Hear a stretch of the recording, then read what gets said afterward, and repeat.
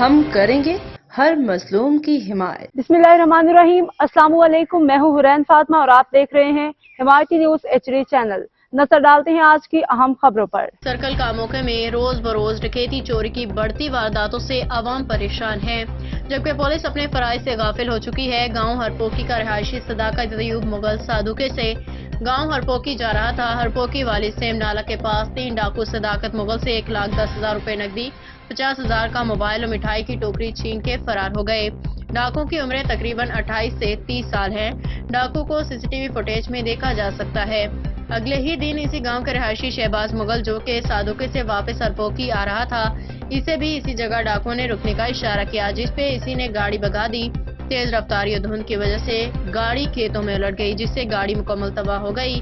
عوامی حلقوں نے اعلیٰ حکام سے جرائم کی روک تھام کے لیے مؤثر اقدام کرنے کا مطالبہ کرتے ہوئے کہا کہ سرکل کاموکی میں عرصہ دراز سے روزانہ کی بنیاد پہ 15 تا 20 ڈکیتی چوری کی وارداتیں ہو رہی ہیں، جبکہ گزشتہ ایک ماہ کے 3 بچوں سمیت 5 افراد قتل ہو چکے ہیں، جن کا ابھی تک کوئی سراغ نہیں ملا۔